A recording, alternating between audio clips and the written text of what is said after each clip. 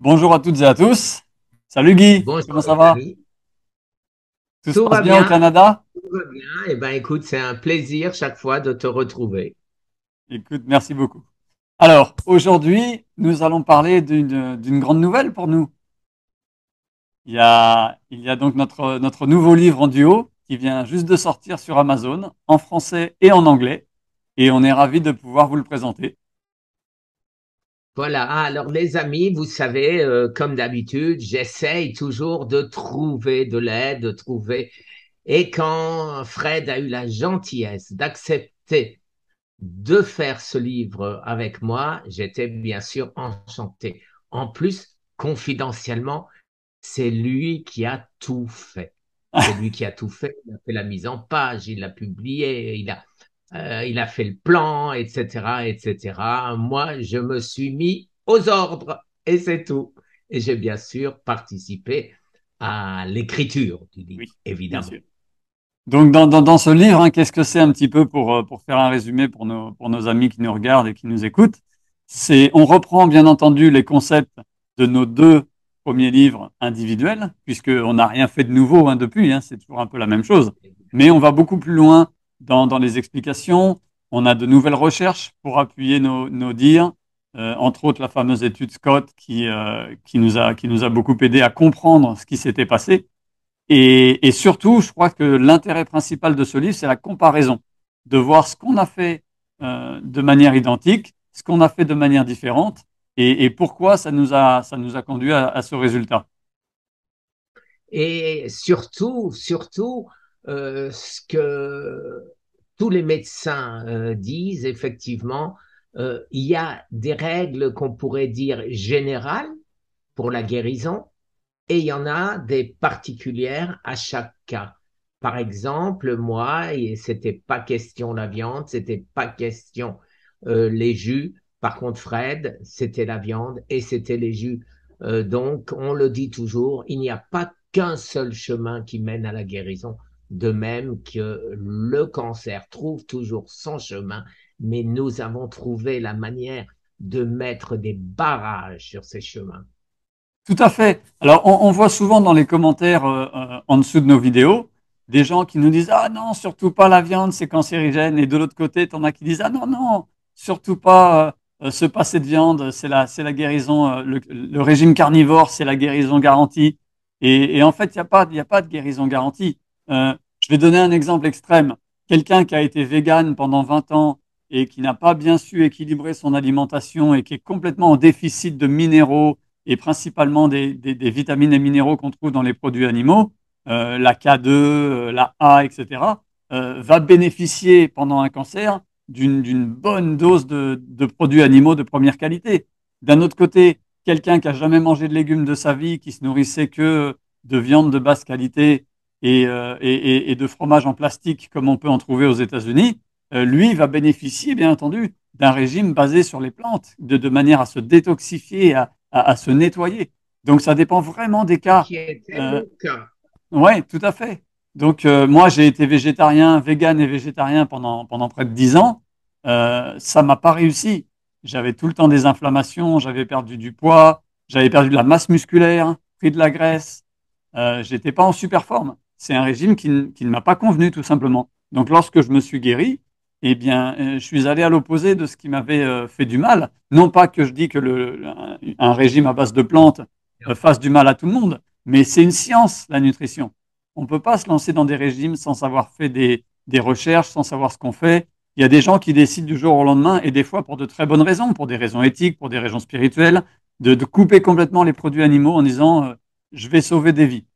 Alors, quand on devient vegan, on ne sauve pas des vies. Le même animal va de toute façon mourir, que tu le manges pas. Il mourra peut-être 5 ans plus tard, mais il va mourir. Donc la vie n'est pas sauvée. Il mourra à Maintenant, l'âge où il doit mourir, hein. oui, maintenant, si on parle de maltraitance, etc., bien sûr, même nous, enfin moi en tout cas, qui consomme de la viande, je suis très sensible à la souffrance animale, à l'élevage de masse, à toutes ces horreurs qu'on peut voir dans ces grosses usines à lait et à viande. Et j'essaie de ne pas consommer du tout ce genre de produits. Moi, je consomme la viande des petits fermiers locaux qui élèvent leurs bœufs. À chaque fois qu'ils en abattent un, ça leur fait mal au cœur, mais c'est leur job. et les herbivores ne consomment que de l'herbe, ils sont dehors toute l'année. Voilà. Donc, il y a vraiment une approche par rapport à la souffrance animale qui n'est pas nécessairement liée au fait de consommer de la viande ou pas. Il faut juste consommer de manière saine et de manière intelligente. Mais c'est vrai pour tout. C'est vrai pour le plastique, c'est vrai pour la viande, c'est vrai pour les déplacements en voiture et l'utilisation des énergies sales. On peut tous faire un petit effort sur comment on consomme. Il n'y a pas que la viande qui doit être visée. Et pour repartir sur ce que tu disais, moi qui n'avais pas accès aux petits fermiers, parce qu'à Miami, il faut le faire. Là où il y avait des fermes, maintenant, il y a des tours de 50 étages. Donc, c'est difficile de trouver une ferme à Miami. Et de ce fait, j'avais les magasins bio dits, je dis bien, organiques, dits sains. Et quand je regardais, j'en ai parlé avec toi d'ailleurs, toi, c'est facile, tu vois la viande, tu sais qu'elle est bio, qu'elle est bonne ou pas, puisque la graisse est jaune. Moi, je vais dans ces super magasins où il y a une différence de prix énorme entre la viande dite de grass-fed, c'est-à-dire qui a Et été nourrir à nourrie l'herbe. naturellement, et la viande, eh ben, le gras, il a la même couleur, hein. Mm. Donc, j'ai cherché, et j'ai rien trouvé. Et donc, bon, ben, je me contente, j'achète quand même organique, biologique, élevé à l'extérieur, etc. Mais j'en mange très, très peu. Mm. Alors, pour les gens Enfin, qui nous écoutent et qui n'auraient pas vu ma vidéo sur la viande de bœuf, euh, un bœuf, un animal qui a été nourri à l'herbe toute sa vie, c'est-à-dire du moment où il a fini d'être allaité jusqu'à l'abattage, la graisse de cette viande est légèrement jaune, un peu dorée. Alors qu'un animal qui a été nourri au maïs ou aux céréales, la graisse est très très blanche, presque blanc fluo. Et la raison pour laquelle on trouve des fois des mini-arnaques, entre guillemets, dans certains magasins bio où ils te vendent de la viande où c'est marqué grass-fed, c'est qu'aux États-Unis, en France, je crois qu'il n'y a pas ce problème. Si vous avez de la viande de pâturage, c'est bon. Aux États-Unis, ils ont réussi à détourner la loi, hein, comme souvent les grandes compagnies agroalimentaires peuvent le faire. Et grass-fed, ça ne veut pas dire grass-finished. Ça veut dire qu'ils ont été voilà. nourris à l'herbe du moment où ils ont cessé d'être allaités jusqu'au moment où, jusqu'à, je crois que c'est 2 à 3 semaines avant l'abattage. Et pendant 2 à 3 semaines avant l'abattage, ils nourrissent ces animaux avec du maïs et des céréales pour les faire grossir, pour les faire s'engraisser.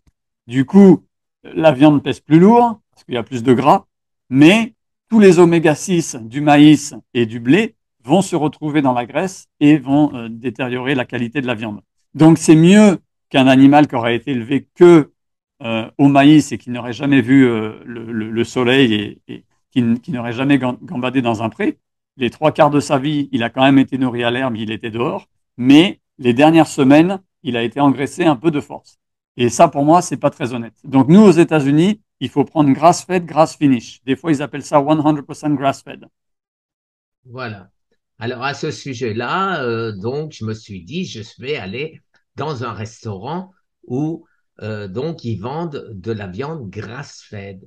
Et j'ai posé la question, le steak était excellent, il n'y a rien à dire, mais j'ai posé la question. Et effectivement, et ces gens qui étaient honnêtes m'ont dit, oui, c'est grass-fed, mais c'est pas grass-finish.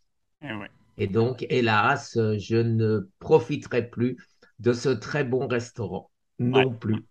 C'est dommage, mais c'est vrai que, bon, nous, de temps en temps, lorsqu'on sort, lorsqu'on est invité quelque part, bon, je ferme un peu les yeux. Je fais quand même attention de ne pas prendre vraiment de la merde, mais j'essaye quand même de garder une vie sociale.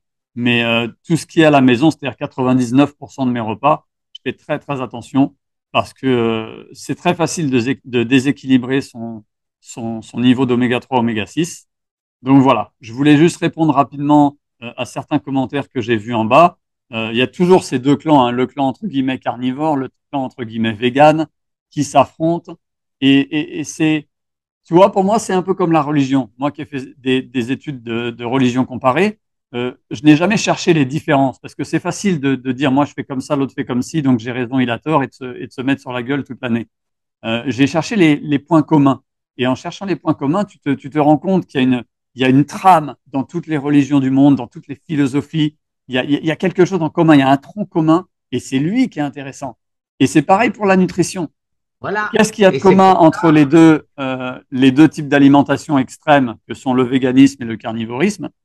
C'est tout simplement le fait d'éliminer toute la nourriture transformée, la nourriture chauffée à très haute température, les produits chimiques, pesticides, fongicides, etc. Éliminer dans la mesure du possible les sucres transformés.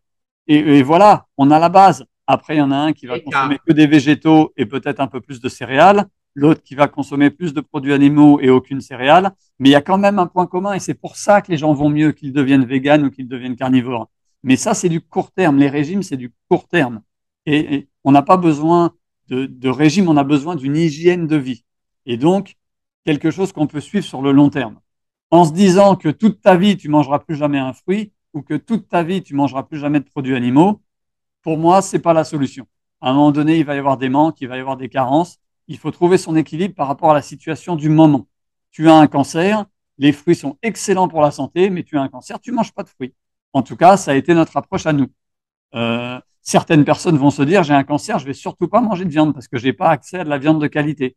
Et tout ça, c'est bien. Je veux dire, on ne pointe du doigt personne, aucune philosophie, aucune nutrition.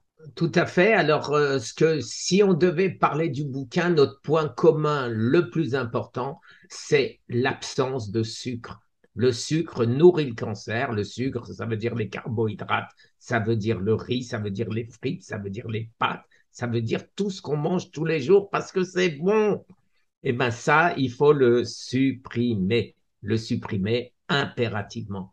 Après, quand on est plus ou moins guéri ou tout à fait guéri, ce que j'espère, je touche du bois, euh, il y a des choses qu'il faut, à mon avis, continuer. On peut effectivement reprendre une alimentation normale. Aujourd'hui, de temps à autre, je mange une pêche, je mange des prunes. Mais par contre, je n'oublie pas mes crucifères, je n'oublie pas mon curcuma, je n'oublie pas mon thé vert, je n'oublie pas tout ce qui peut agresser les cellules du cancer. Parce que c'est là-bas, c'est ce qui a fait, à mon avis, que j'ai eu un cancer. Parce que je n'ai jamais mangé quelque chose de sain. Et aujourd'hui, même quand je mange un bout de fromage, eh ben, avant, j'ai mangé mes pousses de brocoli ou du chou-fleur ou quelque chose qui va aider mon corps à rester 100% cancer-free. Tout à fait.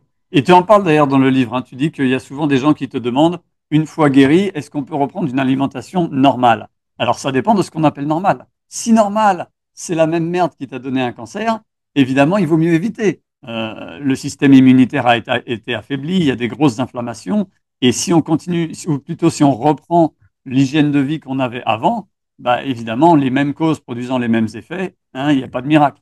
Par contre, si une alimentation normale, ça veut dire rééquilibrer tout en gardant la structure hygiéniste et bonne pour la santé de ce que l'on fait, dans ces cas-là, il n'y a pas de souci. Comme tu l'as dit, on a tous les deux repris euh, euh, avec précaution la consommation de fruits, surtout en été où on a des beaux fruits, etc. Une bonne pêche de temps en temps, je ne pense pas que ça va nous redonner le cancer. Maintenant, on ne mange pas non plus 1 kilo de fruits par jour, 7 jours sur 7. C'est évident, et surtout pas 12 mois sur 12.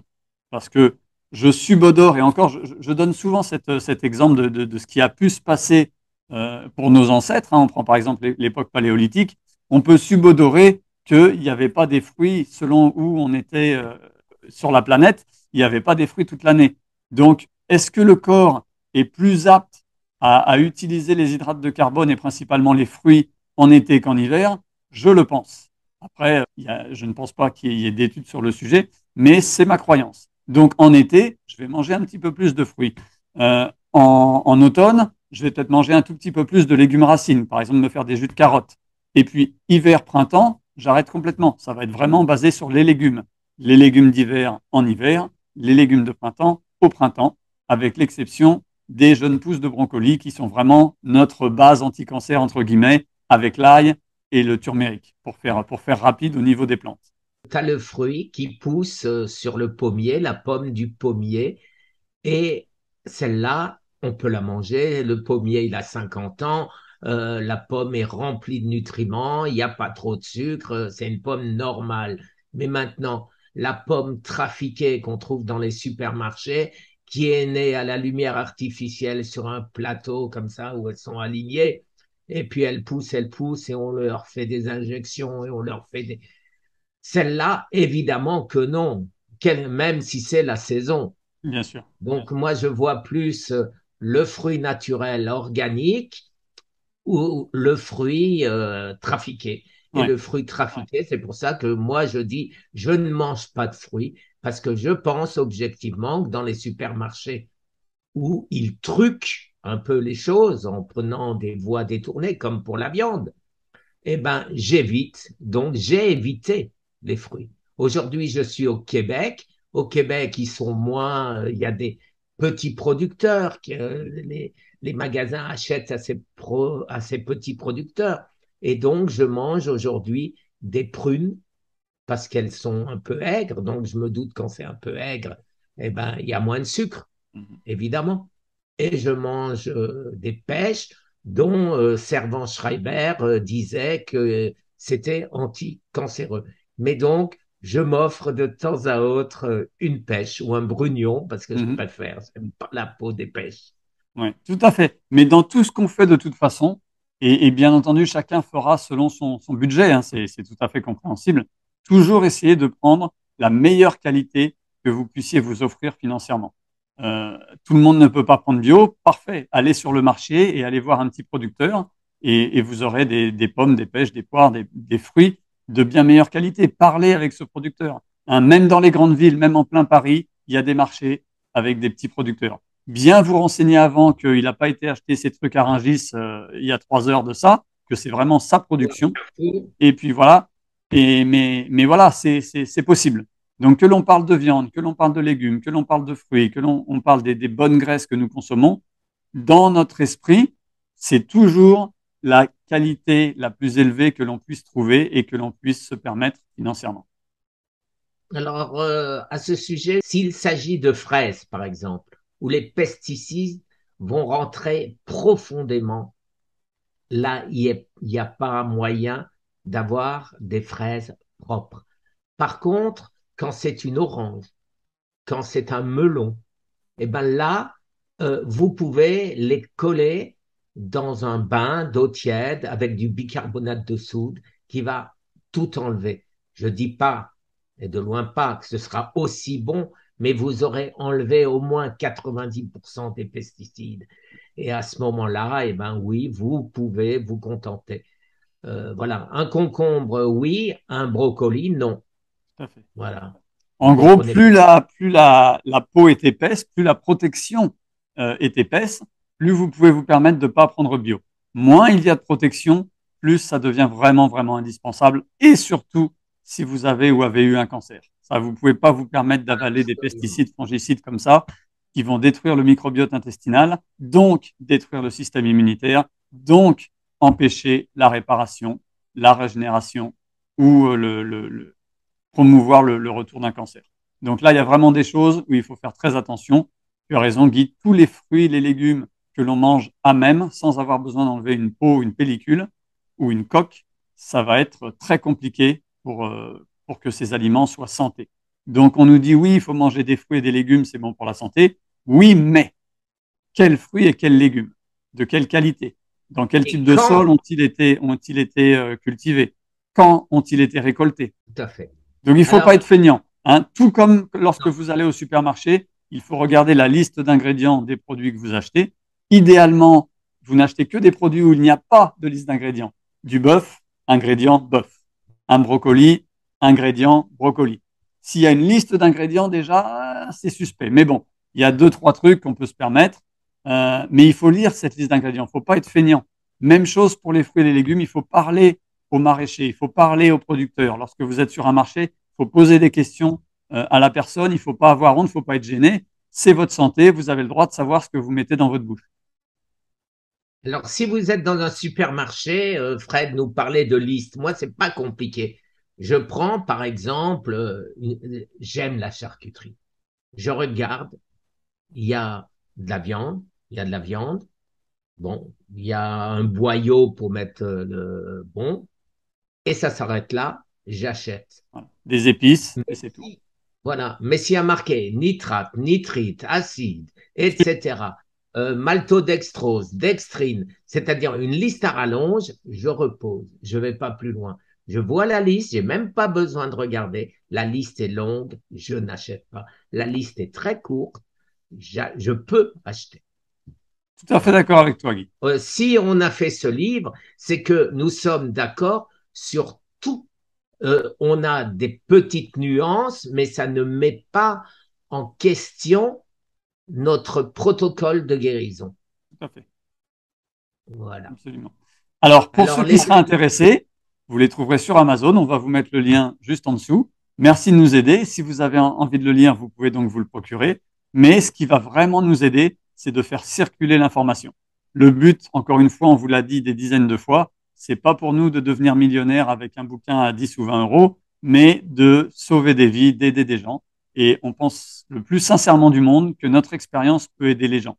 Non pas en nous copiant, mais en inspirant les gens, en leur donnant de l'espoir et surtout en les rendant curieux, en les rendant responsables de leur propre guérison et en leur donnant envie d'aller faire les recherches que nous avons faites. Voilà le but ultime de ce bouquin. Donc faites circuler cette vidéo, partagez le lien des bouquins tu as tout dit. et c'est tout. Et j'en profite pour remercier mon ami, le professeur Maurice Israël, qui nous a fait une très jolie préface. Préface un peu compliquée, la deuxième partie, pour les néophytes, parce qu'elle est assez scientifique. Mais elle explique ce qu'on a fait et pourquoi on a guéri.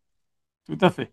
Et nous avons aussi deux magnifiques post-fast du docteur Jean-Marie Dessin et du docteur Charles Gibert qui sont de toute beauté et qui, pareil, donnent le poids de l'expérience à ce livre, l'expérience de deux malades, l'expérience de deux médecins et l'expérience d'un des plus grands biochimistes qu'on ait eu en France ces dernières années. 15 ans, patron d'un des CNRS quand même. Tout à fait. Voilà. Eh bien, Guy, je te souhaite de bonnes vacances au Canada. Et à vous tous, on vous dit au revoir, bonne journée et à la prochaine vidéo. À la prochaine, les amis. Merci. Au revoir.